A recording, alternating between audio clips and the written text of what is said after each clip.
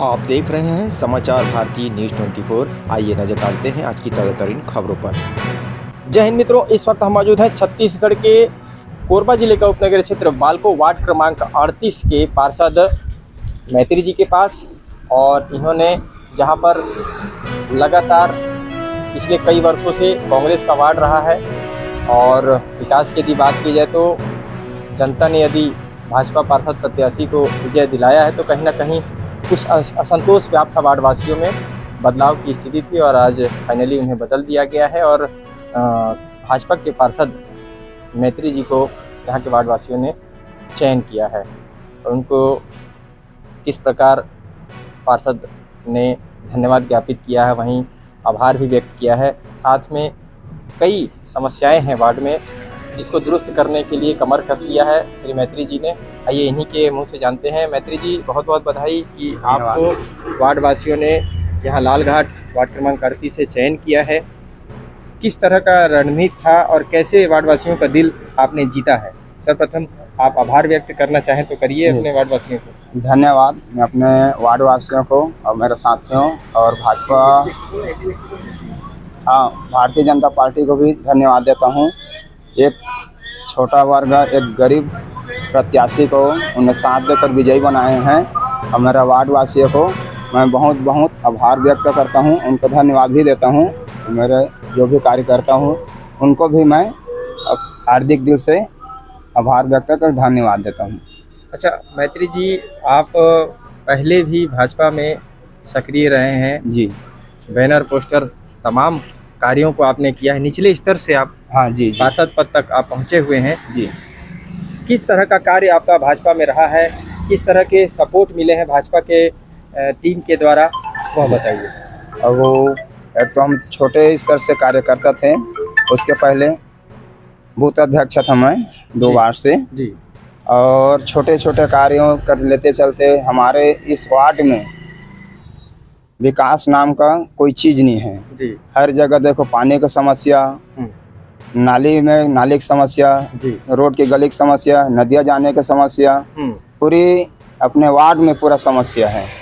अब इस सब चीज़ देखते हुए कांग्रेस के प्रत्याशी को लोग ठुकराया और भाजपा प्रत्याशी को लोग विजयी बनाए हैं कि गरीब का साथ एक गरीब देता है।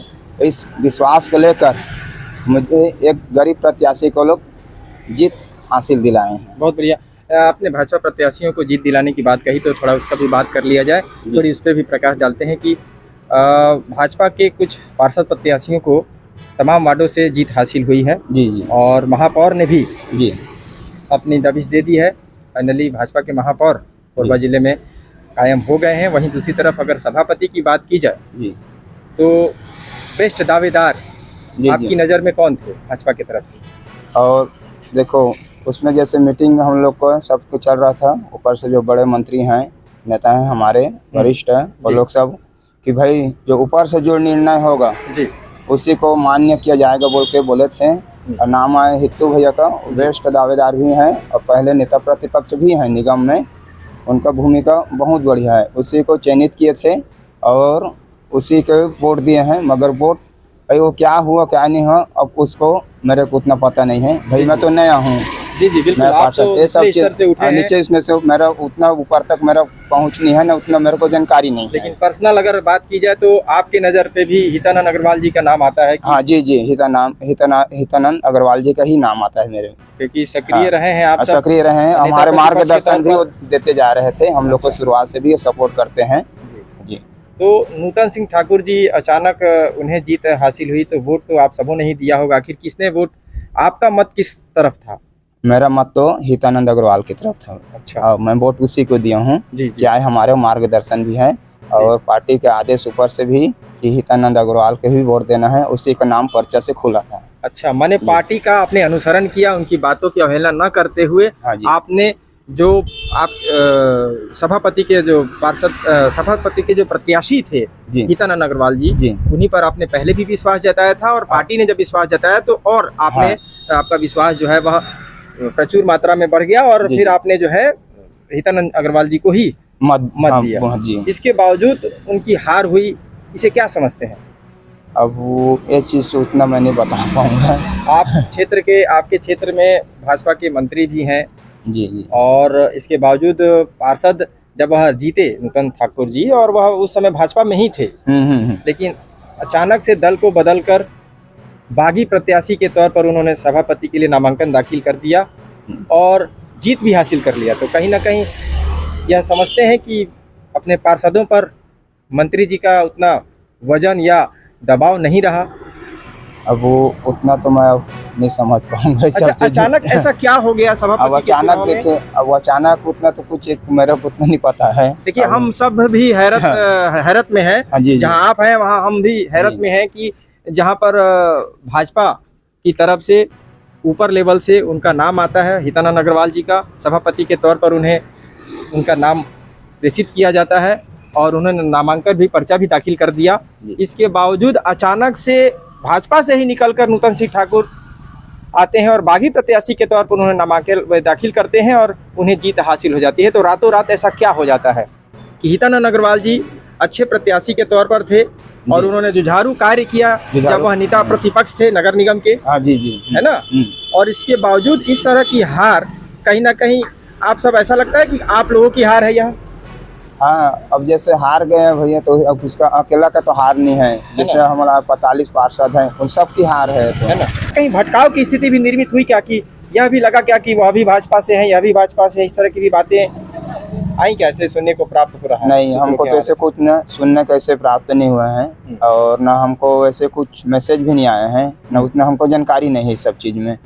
अच्छा, किसी ने बैठक के लिए बुलाया था क्या आप सबों को कि नहीं। बैठक सभापति के चुनाव से पहले बैठक हुई थी क्या आप लोग की पार्टी में? नहीं, पार्टी का बैठक तो हुआ था, उस दिन भी हुआ था जिस दिन चुनाव था उस दिन, मगर उसमें वही हुआ था कि भाई जो आए थे पर्यवेक्षक वो सब बोले कि जो चुनाव नहीं होना चाहिए, एक आदमी ही जिसका नाम खुलेगा उसी को सबको समर्थन देना है और उसी को मान पूरा होना है। और नाम खुला? हाँ, नाम हितानंद अग्रवाल हाँ, जी का। और नाम खुला हितानंद अग्रवाल जी का। तो इसी का है करना है बोल, बस बात उतनी हुआ। हम इसी चीज़ का हमको जानकारी है, उससे और आगे पीछे कुछ जानकारी नहीं है हमको। और ना हमसे और कुछ कोई ना फ़ोन किए हैं, ना कोई मीटिंग नहीं है इसके अलावा कोई। अच्छा, लेकिन यह तो आप मानते हैं कि कहीं ना कहीं यह एक असंतोषजनक कार्य हुआ और यह जो परिणाम निकला वह असंतोषजनक परिणाम निकला। हाँ। आप भी चाहते थे कि हितानंद जी जीते और आप सबों की एकमत भी थी। हाँ, एक मत थी सबको और हितानंद अग्रवाल जी ही जीते। कैसी छवि के हैं हितानंद अग्रवाल जी? वो बेस्ट छवि के हैं। अच्छी हितानंद छवि के अग्रवाल हमेशा हर चीज़ में आगे रहते हैं, कार्यभार कुछ भी हो। नेता प्रतिपक्ष भी थे तो भी हमेशा आंदोलन अपने पार्टी के मैंने लिए। आपके कहने मतलब हमेशा सक्रिय रहे, सक्रिय हैं, हमेशा भूमिका निभाते हुए रहे। हाँ, हमेशा अपना कार्य भूमिका निभाते हैं, हमेशा सक्रिय रहते हैं भैया। मैंने कोई ऐसी दोस्ती घरेलू रिश्तेदारी तो नहीं है कि आप उनकी तारीफ कर रहे हैं? नहीं, वैसे मेरा नहीं है भाई। मैं तो निष्पक्ष होकर आप तारीफ कर रहे हैं। निष्पक्ष होकर मैं तारीफ कर रहा हूँ भाई। तो मैं तो आम एक छोटा सा कार्य करता हूँ, तो मेरे से क्या दोस्ती आए कि कुछ भी।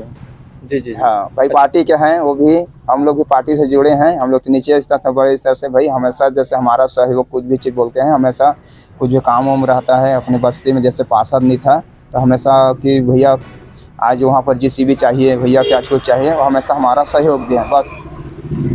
मैंने बेहतर छवि के हैं और आप सबों का सहयोग वह लगातार देते हैं, चाहे किसी भी वार्ड से भी उनको आमंत्रण आता है, जरूरत स्वतः खड़े हो जाती है। आपका कहना है? हाँ, वही कहना है मेरा बस। अच्छा, यह है चेतन सिंह मैत्री जी, जो जिनका मानना है, इनका भी कहना है और इनका भी ऐसा मानना है कि कहीं ना कहीं जो सभापति का चयन हुआ है, जिसमें सभापति प्रत्याशी हितानंद अग्रवाल जी को हार जो मिली है, वो कहीं ना कहीं एक असंतोषजनक परिणाम सामने उभर कर आया है। और मैत्री जी का भी मानना है कि बेहतर छवि के धनी, कर्मठ और क्षेत्र में लगातार सक्रिय रहने वाले पार्षद और नेता प्रतिपक्ष हितानंद अग्रवाल जी रहे, तत्कालीन नेता प्रतिपक्ष रहे। उस दौरान भी उन्होंने सक्रियता दिखाई और तमाम मुद्दों को भी, ज्वलंत मुद्दों को उठाया, उजागर भी किया।